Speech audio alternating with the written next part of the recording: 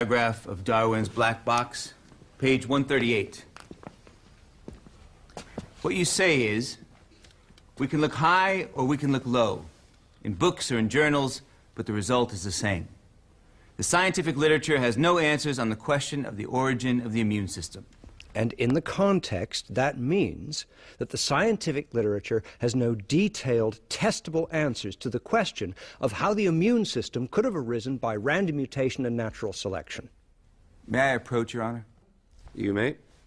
What I did was to pile on the witness stand articles all having very sophisticated explanations for how the immune system evolved, and it basically challenged him to respond given the claims he'd made. Now, Dr. Behe, these articles rebut your assertion that the scientific literature has no answers on the origin of the vertebrate immune system. No, they certainly do not. My argument is that these articles have no detailed, rigorous explanations for how complex biochemical systems could arise by a random mutation and natural selection, and these articles do not address that. And then he starts to say, well, have you read this book, Dr. Behe? And he starts to pile these up on Behe's witness stand. Eventually, Behe was almost dwarfed by the stack of scientific literature on the evolutionary origin of the immune system.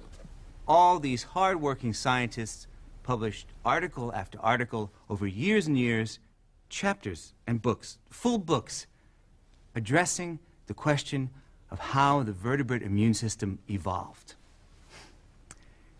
But none of them are satisfactory to you. That's a lawyer's trick.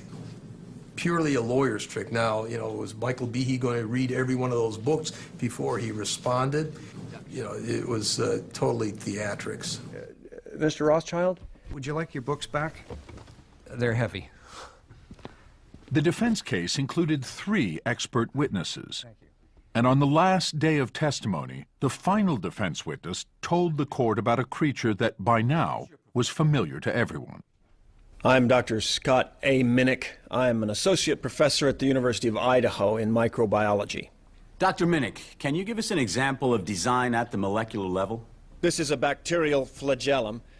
This is a system I work with. We've seen that. I know. You're going to see a little more of it, Your Honor. I kind of feel like Zsa Zsa's 5th husband here, As the old adage goes, I know what to do, I just can't make it exciting. But I'll try.